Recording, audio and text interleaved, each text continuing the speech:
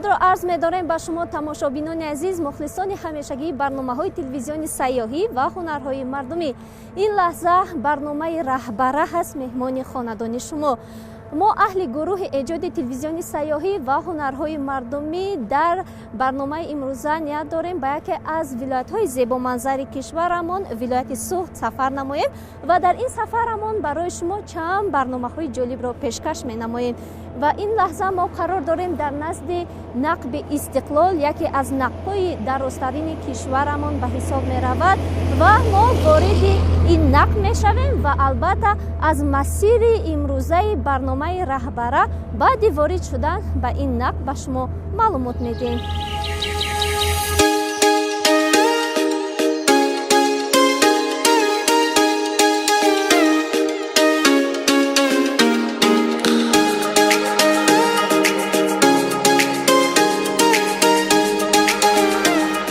иқтисодиёти ҷумҳурии Тоҷикистон аз бисёр ҷиҳат ба ҳолати роҳҳо вобастагӣ дорад. сохтмону таъмир ва азнавсозии роҳҳои автомобилгард зарурати сохтмони якчанд нақбҳоро ба миён овард, чунки аз нимаи фасли тирамоҳ то баҳор алоқаи ноҳияи марказӣ ва шимоли ҷанубӣ ба воситаи роҳи автомобилгард қатъ мегардад. чунин ҳолат барои ҷумҳурӣ зарурати сохтмони нақби истиқлолро ба миён гузошт, ки он дар аввал бо номи анзоб маъмул буд. дарозии нақби истиқлол зиёда аз 5000 метрро ташкил дода, имконият фароҳам овард, ки равобит байни вилояти Суғд бо ноҳияҳои марказу ҷануби Тоҷикистон соли дароз таъмин карда шавад.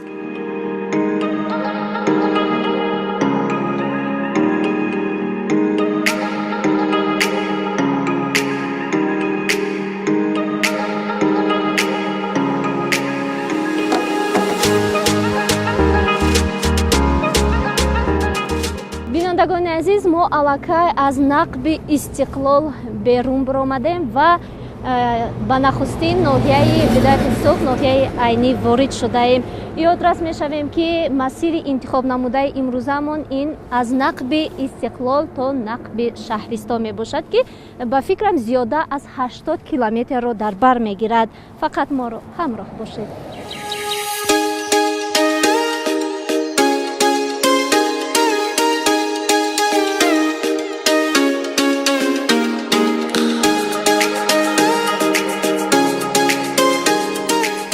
айни яке аз ноҳияҳои калонтарини вилояти Суғд маҳсуб ёфта ба номи қаҳрамони ҷумҳурии Тоҷикистон Садриддини Айнӣ номгузорӣ шудааст. маркази он шаҳраки Айнӣ мебошад. он 23 ноябри соли 1930 таъсис ёфта, масоҳати умумии ноҳияи Айнӣ 5158 километр мураббаъро ташкил дода, дорои 8 ҷамоат мебошад. Айнӣ ноҳияи кӯҳӣ буда, сатҳаш ноҳамвор мебошад. қисми онро аз шарқ ба ғарб қаторкӯҳҳои Зарафшон ва Ҳисор бурида мегузаранд. теғаҳои кӯҳ аз сатҳи баҳр 3500-4000 метр, қуллаҳои алоҳида то 5000 метр ва аз он ҳам баландтар ташкил медиҳанд.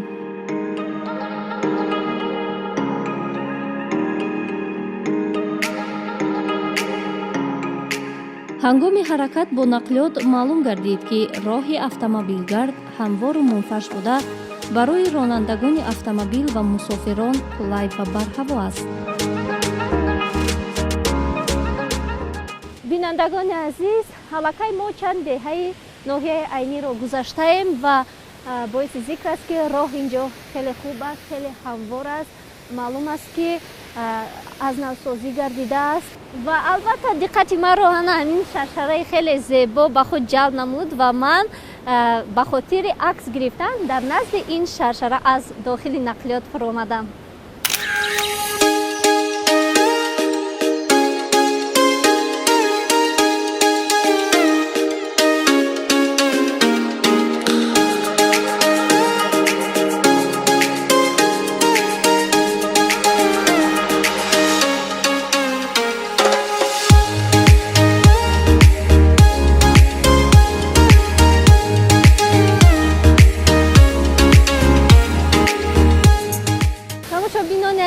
البته منظره اینجا خیلی جالب است و فکر دارم در فصل‌های تابستان، در فصل تابستان باز جالبتر می‌گردد و ما سفرمان رو ادامه می‌دهیم.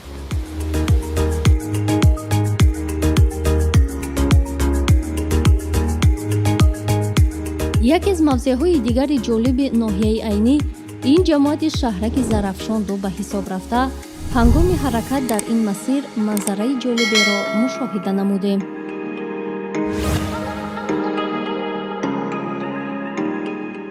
тамошобинони азиз, айни ҳол мо қарор дорем дар назди шаҳраки зарафшон ва дар ин ҷо бозорчаи майда ҳаст.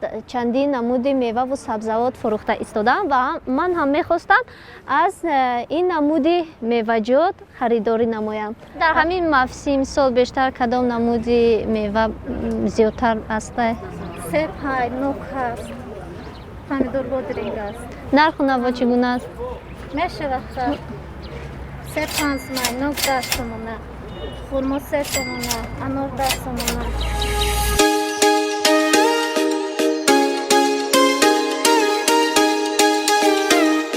сокинони ҷамоати шаҳраки зарафшон бештар ба зироаткорию чорводорӣ машғул буда, дар боғу роғ дарахтони тут, зардолу, себу олуболу сафеддор мерӯянд. дар баробари ин корҳои ободонию созандагӣ дар ин мавзеъ хуб рафта, айни ҳол корҳои бунёдӣ дар таваққуфгоҳи нави сари роҳӣ рафта истодааст.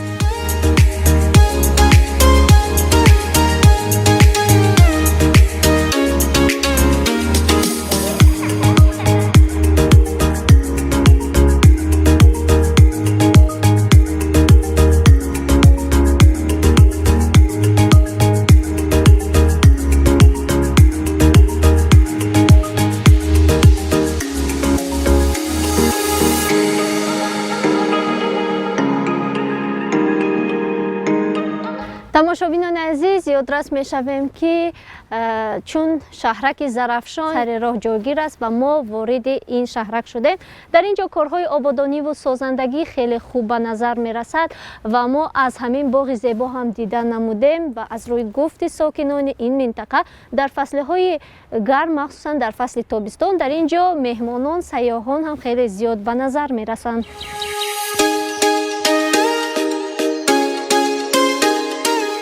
аксари сайёҳон таваҷҷӯҳро бештар ба фарҳангу маданияти халқи тоҷик равона намуда, дар ин шаҳрак ба самти фарҳанг диққати зарурӣ равона мегардад. бинандагони азиз, дар наздикии ана ҳамин боғ мактаби санъати бачагонаи рақами 2 мавҷуд аст ва мо мехостем аз наздик ин мактабро дида намоем.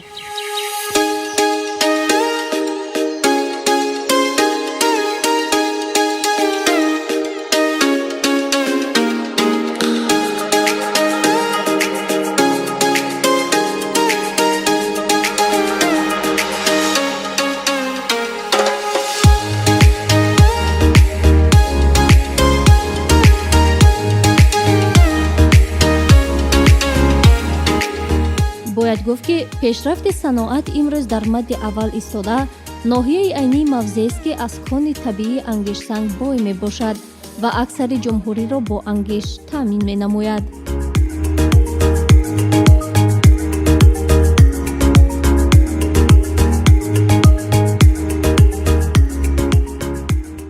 тамошобинони азиз, шумо ҳам мумкин дар қатори ман нақлиётҳои бардорро мушоҳида намуда истодаед. онҳо дар ҳамон ҷо ангиш, яъне кони ангиш дар ҳамон мавзеъ ҷойгир аст ва аз он ҷо ангишро дастрас менамоянд ва на танҳо сокинони вилояти Соғ, балки тамоми ҷумҳуриро бо ангишти хушсифат таъмин менамояд ва албатта ин бартарияти ҳамин минтақа мебошад.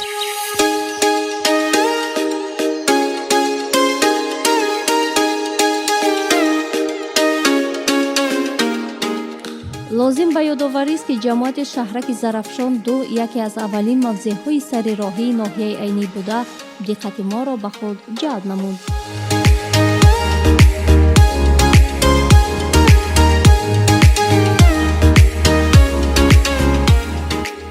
шаҳраки зарафшон 2 3200 нафар аҳолӣ зиндагонӣ мекунанд. дар ин ҷо корхонаҳои саноатии муштараки анзоб фаъолият мекунад. корхонаи саноатии шахта фонияғно фаъолият мекунад ки аҳолии ҳамин барои ҳарду ҳамин کارخانه صنعتی خدمت میکنند. شهرک زرافشان 2 در شاهراه دوشنبه چناق جایگیر است.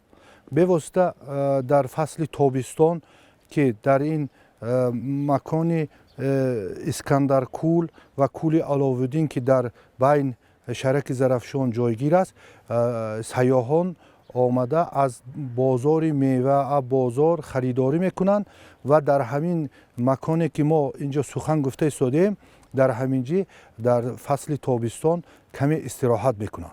برای سیاحان مغازه های تجارتی وجود دارد، بازار وجود دارد، بازار میوه هست، مهمانخانه های شخصی و دولتی وجود دارد. برای سیاحان تمام شرایط در همین شهرک زرافشان مهیا کرده.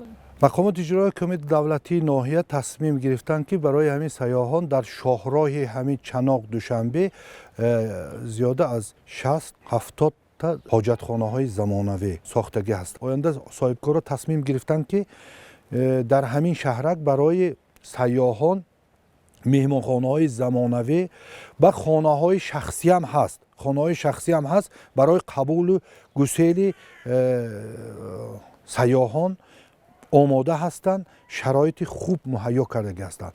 لیکن صاحبکاران تصمیم گرفتند که تا 35 سالگی زیاده از 4-5 در همین شاهراه در همین موضع خود شهرک خانه های مهمانخانه های زمانوی با تمام تجهیزاتش مجهز کرده به استفاده میدهند.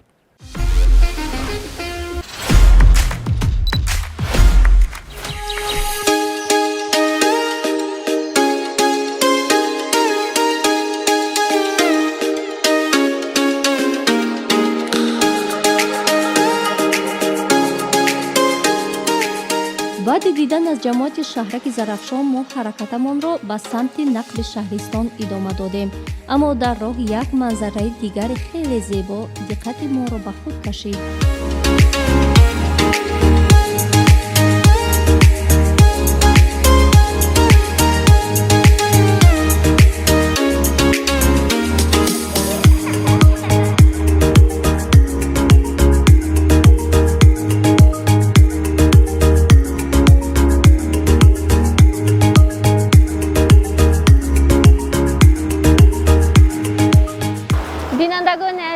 واقعا طبیعت ناتکراری ولایت سوخت مرا مفتون ساخت و از اینجا خلاصه برآوردن ممکن است برای تخیلات هر یک انسان همین طبیعت بسیار هم فایده آور است و عین حال ما قرار داریم در موضع خمر که من برای سیاحان در فصلهای گرم این موضع رو برای سیاحت توصیه میدم زیرا آن واقعا هم خیلی دلفریب است.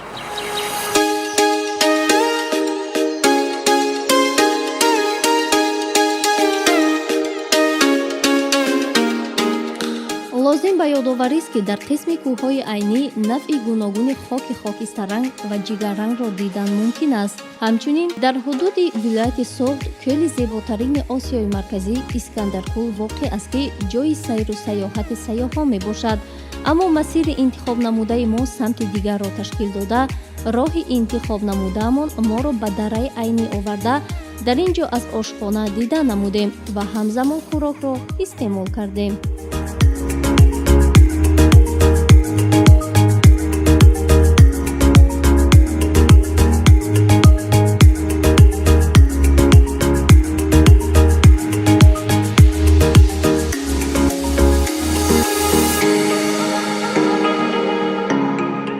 یادرس میشویم که در قد راه‌ها بسیار آشخانه‌ها، مهمانخانه‌ها به نظر رسیدند. من الکی از آشخانه دشت عینی دیدن نمودم، خوراک را استعمال نمودم، خیلی بلذت بود و در قفای من باز مهمانخانه دیگر سوغ نام دارد و این مهمانخانه هم با شرایط معاصر ساخته گردیده است و در طرف چپ هم یک مهمانخانه دیگر ساخته شده است که دارای حمام ساونا می باشد و از همه خوبیش همین است که این مهمانخانه ها، آشخانه ها سر راه ساخته گردیدند که برای سیاحان، مهمانان خیلی قلای می باشد.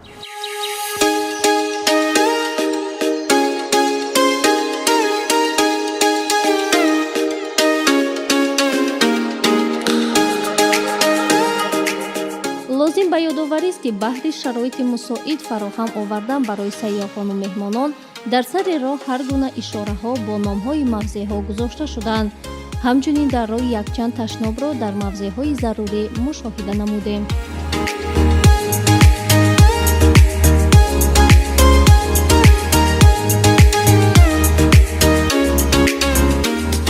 расидан ба нақби шаҳристон он қадар роҳи дур намонда буд. аз ин хотир мо тасмим гирифтем аз иншооти сарироҳии маркази ноҳияи айнӣ шаҳраки айнӣ аз наздик дидан кунем.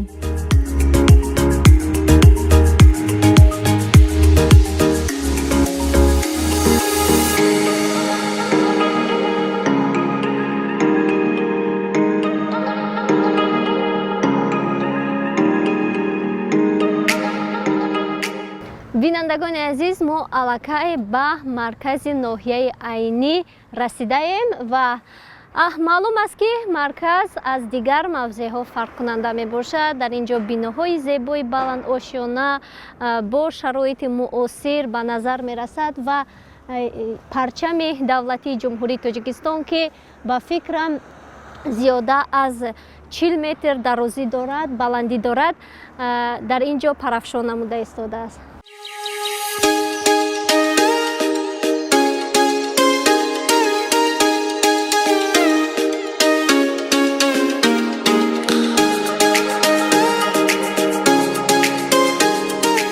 маркази ноҳия дар самти сайёҳӣ маъруфияти бештар дорад, зеро дар ин мавзеъ ёдгориҳои қадимаи таърихӣ, иншооти замонавӣ, осорхона, қасри фарҳанг, пайкараҳои бузургони илму адаб ба назар мерасад.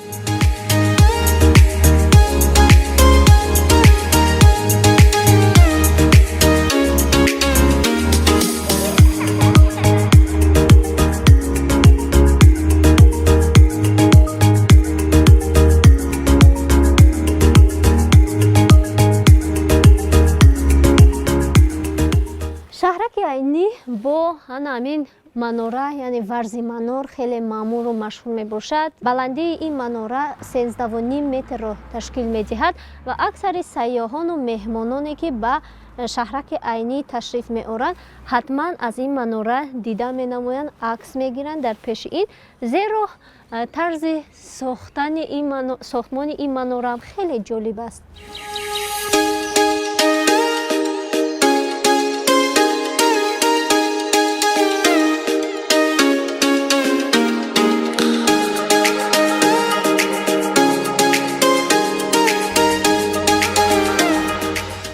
шодӣ нест андар ин ҷаҳон бартар аз дидори рӯи дӯстон. ҳеҷ талхӣ нест бар дил талхтар аз фироқи дӯстони пурҳунар. маҳз ҳамин мисраҳои зебои шеърӣ дар зери нимпайкараи устод маликушуъаро абу абдуллоҳи рӯдакӣ навишта шуданд.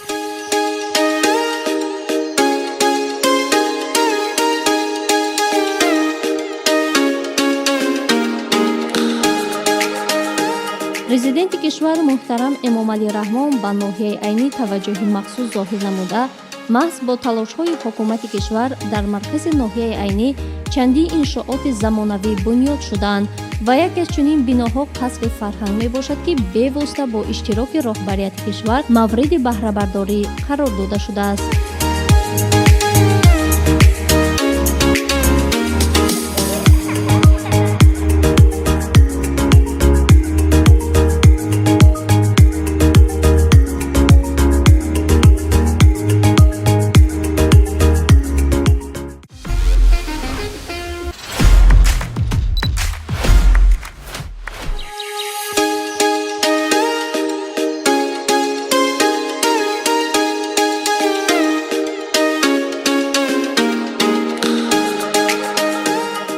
расидан ба мавзеи интихоб намудаи раҳ ба раҳ манзараҳои ҷолиб яке аз дигараш зеботару фарқкунанда бештар мегардиданд.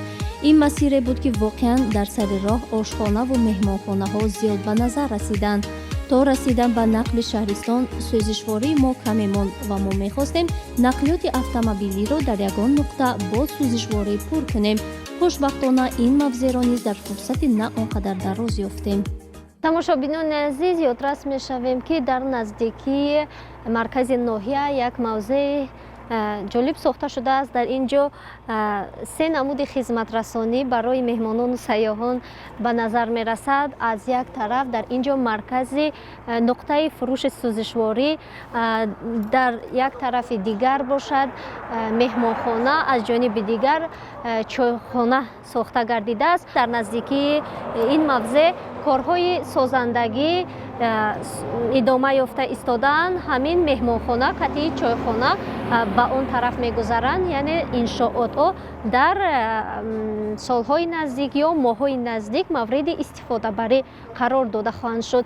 Ва мо аз даруни дохили ҳамин иншоот аз наздик дида менамоем. Рафтем.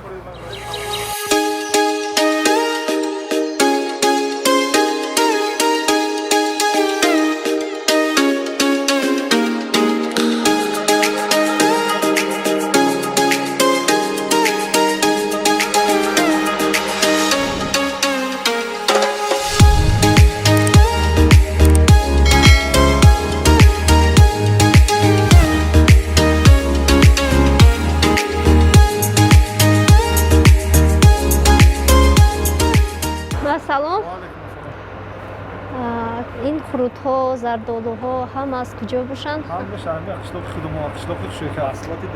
маҳсулоти деҳот. Худатон тайёр мекунед? Чӣ хел ба фурӯш мераванд? Сайёҳон чӣ гуна қабул мекунанд? Бисёр харидорон? Ин асал аст, на? Асали тоза. Чанд сомон аст асал? 80 сомон килош. Килош 80 сомон. Ин зардолуҳо чанд? Зардолуҳо 30 сомон. 30 сомон.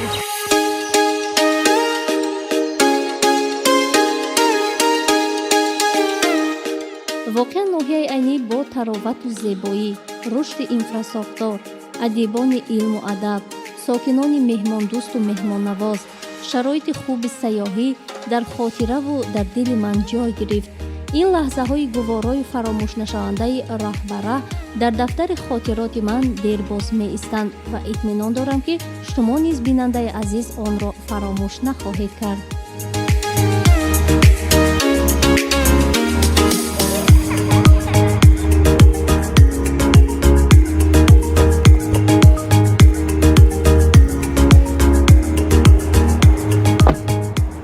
тамошобинони азиз, ниҳоят мо расидем ба нуқтаи охирони интихоб намудаамон дар барномаи имрӯзаи раҳбара ва он ҳам бошад нақби шаҳристон.